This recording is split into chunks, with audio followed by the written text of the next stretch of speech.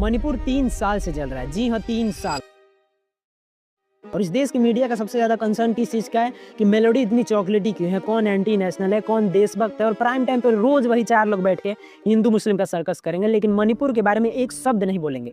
वहाँ बच्चे मर रहे हैं, फैमिलीज कैंप में जानवरों की तरह रह रही हैं, पूरे विलेजेस जल गए, वुमेन के साथ हॉरिफाइंग वायलेंस हो रहा है, लेकिन इन दलाल मीडिया वालों को ये सब इंपॉर्टेंट न्यूज नहीं लगती।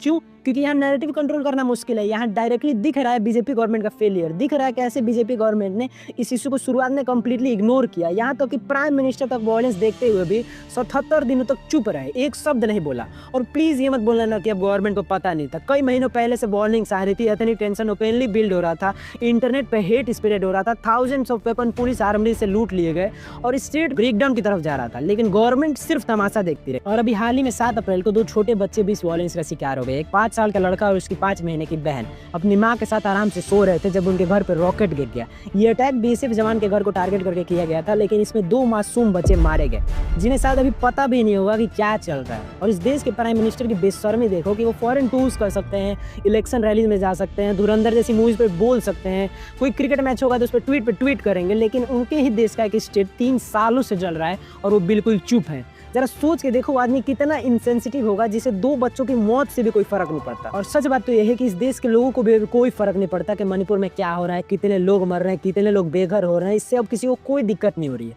और यही देश की सबसे बड़ी प्रॉब्लम भी है कि जब तक हमारे साथ कुछ गलत ना हो तब तक हम बोलना अपनी जिम्मेदारी नहीं समझते। लेकिन जरा सोच के देखो, अगर कल को हमारे साथ कुछ ऐसा होता है, कहीं हमारे घर पे इलीगली बुलडोजर चलाया जाता है, कहीं पेपर लीक हमारी पूरी जिंदगी खराब कर देता है, कहीं हमें नौकरी नहीं मिलती या कुछ भी हमारे साथ गलत होता है, तो याद रखना तब भी ना मीडिया बोलेगा, ना गवर्नमेंट बोलेगी, ना कोई आउटरीच होगा। एग्जैक्टली वैसे ही जैसे आज मणिपुर के साथ हो रहा है। इसलिए प्लीज प्लीज प्लीज आवाज उठाओ, मणिपुर के लिए नहीं, खुद के लिए। क्योंकि अगर आज चुप रहे तो कल को अगर हमारे साथ कुछ सिस्टम अन्याय करता है तब भी याद रखना कि कोई बोलने वाला नहीं बचेगा। आपका तो पता नहीं, लेकिन मैं इस चीज पे चुप नहीं रह सकता।